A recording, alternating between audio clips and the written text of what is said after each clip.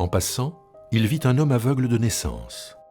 Ses disciples lui demandèrent « Rabbi, qui a péché, lui ou ses parents, pour qu'il soit né aveugle ?»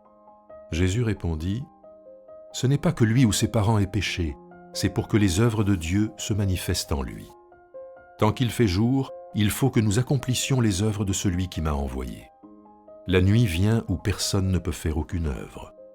Pendant que je suis dans le monde, je suis la lumière du monde. » Après avoir dit cela, il cracha par terre et fit de la boue avec sa salive. Puis il appliqua cette boue sur les yeux de l'aveugle et lui dit « Va te laver au bassin de Siloam », ce qui se traduit « envoyé ». Il y alla et se lava. Quand il revint, il voyait. Ses voisins et ceux qui auparavant l'avaient vu mendiant disaient « N'est-ce pas là celui qui était assis à mendier ?» Les uns disaient « C'est lui ». D'autres disaient « Non, il lui ressemble ». Lui-même disait « C'est moi ». Il lui disait donc « Comment tes yeux se sont-ils ouverts ?» Il répondit « L'homme qu'on appelle Jésus a fait de la boue. Il me l'a appliqué sur les yeux et il m'a dit « Va te laver à Siloam ». J'y suis donc allé, je me suis lavé et j'ai retrouvé la vue. Ils lui dirent « Où est-il celui-là » Il répondit « Je ne sais pas ». Ils conduisent vers les pharisiens celui qui avait été aveugle. Or c'était un jour de sabbat que Jésus avait fait de la boue et lui avait ouvert les yeux. À leur tour, les pharisiens lui demandèrent comment il avait retrouvé la vue. Il leur dit « Il a mis de la boue sur mes yeux, je me suis lavé et je vois. » Aussi quelques-uns des pharisiens disaient « Cet homme n'est pas issu de Dieu puisqu'il n'observe pas le sabbat. » D'autres disaient « Comment un homme pécheur peut-il produire de tels signes ?» Et il y avait une division parmi eux. Ils disent encore à l'aveugle « Toi, que dis-tu de lui, puisqu'il t'a ouvert les yeux ?» Il répondit « C'est un prophète. » Les Juifs ne crurent pas qu'il avait été aveugle et qu'il avait retrouvé la vue, avant d'avoir appelé ses parents. Ils leur demandèrent « Est-ce là votre fils, dont vous dites qu'il est né aveugle? Comment se fait-il donc qu'il voit maintenant ?» Ses parents répondirent « Nous savons que c'est notre fils et qu'il est né aveugle. Mais comment il se fait qu'il voit maintenant, nous ne le savons pas. Et qui lui a ouvert les yeux, nous ne le savons pas non plus. Interrogez-le. Il est assez grand pour parler lui-même de ce qui le concerne. » Ses parents dirent cela parce qu'ils avaient peur des Juifs, car déjà les Juifs s'étaient mis d'accord. Si quelqu'un reconnaissait en lui le Christ, il serait exclu de la synagogue. C'est pourquoi ses parents dirent « Il est assez grand, interrogez-le. » Les pharisiens appelèrent une seconde fois l'homme qui avait été aveugle et lui dirent « Donne gloire à Dieu. Nous savons, nous, que cet homme est un pécheur. » Il répondit « Si c'est un pécheur, je ne sais pas. Je sais une chose, j'étais aveugle, maintenant je vois. » Ils lui dirent « Que t'a-t-il fait? Comment t'a-t-il ouvert les yeux ?» Il leur répondit « Je vous l'ai déjà dit, et vous n'avez pas entendu. Pourquoi voulez-vous l'entendre à nouveau? Voulez-vous, vous aussi, devenir ses disciples ?» Ils l'insultèrent et dirent « C'est toi qui es disciple de celui-là. Nous sommes disciples de Moïse. Nous savons que Dieu a parlé à Moïse, mais celui-ci, nous ne savons d'où il est. » L'homme leur répondit « Voilà bien ce qui est étonnant, que vous ne sachiez pas d'où il est, alors qu'il m'a ouvert les yeux. Nous savons que Dieu n'entend pas les pécheurs, mais si quelqu'un honore Dieu et fait sa volonté, celui-là, il l'entend. Jamais encore on a entendu dire que quelqu'un ait ouvert les yeux d'un aveugle né. Si celui-ci n'était pas issu de Dieu, il ne pourrait rien faire. » Ils lui répondirent « Toi, tu es né tout entier dans le péché, et c'est toi qui nous instruis. » Et ils le chassèrent dehors. Jésus entendit dire qu'il l'avait chassé dehors. Il le trouva et lui dit « Toi, mets-tu ta foi dans le Fils de l'homme ?» Il répondit « Qui est-il, Seigneur, pour que je mette ma foi en lui ?» Jésus lui dit « Tu l'as vu, celui qui parle avec toi, c'est lui. » Alors il dit « Je crois, Seigneur. » Et il se prosterna devant lui. Et Jésus dit « Moi, je suis venu dans ce monde pour un jugement, afin que ceux qui ne voient pas voient, et que ceux qui voient deviennent aveugles. » Après avoir entendu cela, quelques pharisiens qui étaient avec lui dirent « Nous aussi, nous sommes aveugles ?»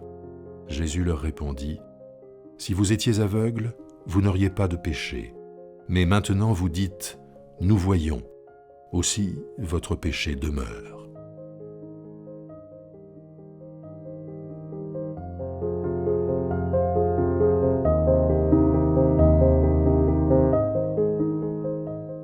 La guérison d'un aveugle de naissance est probablement une des guérisons les plus spectaculaires ou les plus impressionnantes de l'Évangile. Mais nous voyons bien, à travers tout le discours qui accompagne cette guérison, que, au-delà de la guérison, la question posée par notre récit, c'est celui de la relation entre le mal et la faute. Et ça apparaît lorsque les disciples interrogent Jésus en lui disant qui a fauté pour qu'il soit aveugle de naissance, est-ce lui ou est-ce ses parents ? Et c'est cette articulation entre le mal et la faute que Jésus va déconstruire à travers tout ce chapitre. Les disciples interrogent Jésus en disant « Qui a fauté pour qu'il soit aveugle, lui ou ses parents ?» Et cette question fait référence à un débat qu'on trouve dans le Premier Testament. Les deux prophètes, Jérémie et Ézéchiel, disent tous les deux « Vous avez entendu le proverbe qui dit les parents ont mangé des raisins verts et les enfants ont eu les dents abîmées. » Et Jérémie et Ézéchiel disent que ce proverbe ne se dit plus en Israël, chacun est responsable pour lui, les enfants ne portent pas les fautes de leurs parents. D'un autre côté, le livre des Lamentations, les Lamentations de Jérémie, cite ce proverbe. Et cite ce proverbe pour expliquer la situation dans laquelle se trouve le peuple. C'est en effet au moment de la chute de Jérusalem, de l'exil, où on a l'impression que dans l'univers biblique, la raison de l'exil a été l'idolâtrie des parents. Et donc les enfants payent bien la faute de l'idolâtrie des parents.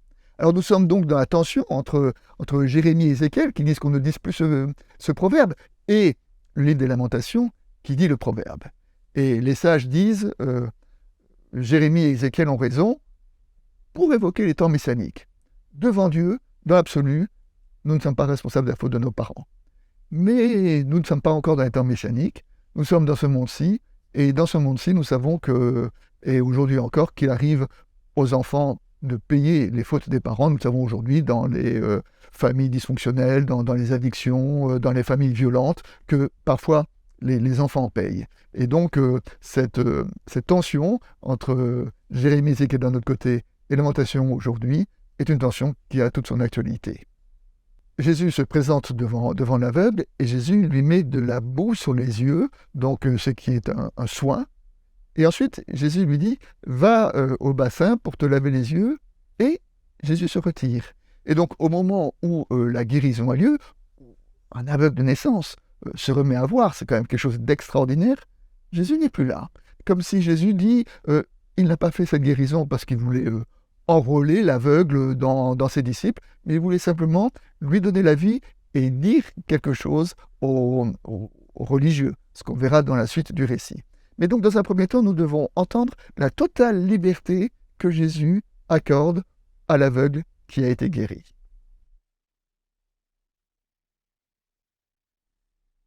Les disciples interrogent Jésus en disant pourquoi est-il aveugle ? Qui a fauté ? Et à la fin du récit, Jésus répond il était aveugle pour que les œuvres de Dieu soient manifestées. C'est-à-dire qu'on passe du pourquoi en un seul mot, au pourquoi en deux mots. Pourquoi ? Et c'est vrai que devant une maladie, une épreuve, nous sommes assaillis par les pourquoi. Pourquoi moi ? Qu'est-ce que j'ai fait pour que ça m'arrive ?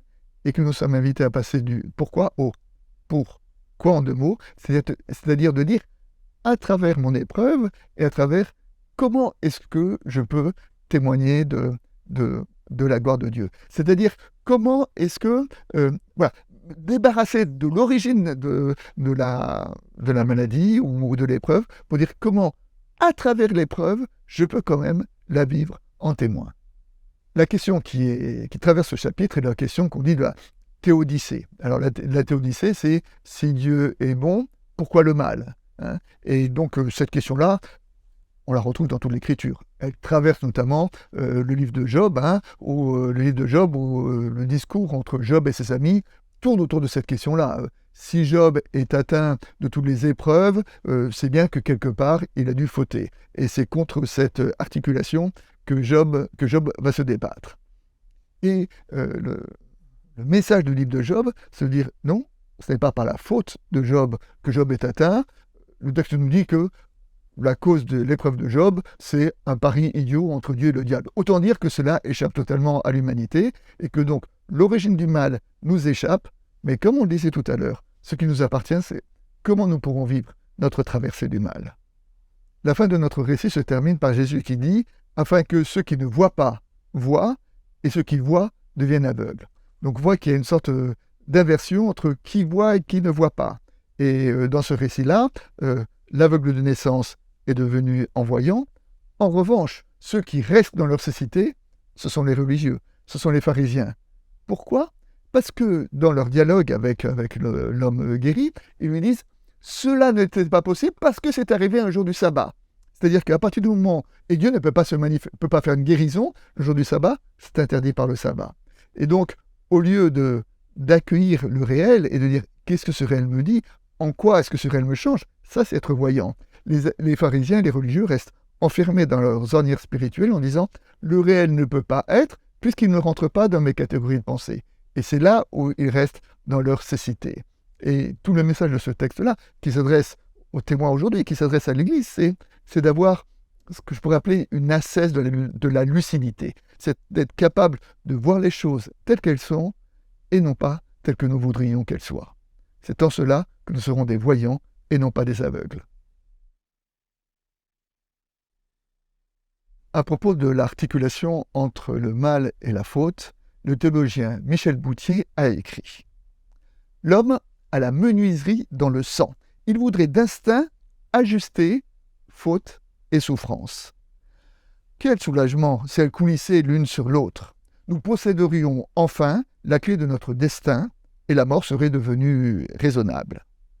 Heureusement, le Dieu vivant nous a empêchés à tout jamais de visser le couvercle péché sur la boîte souffrance, malgré les efforts toujours recommencés.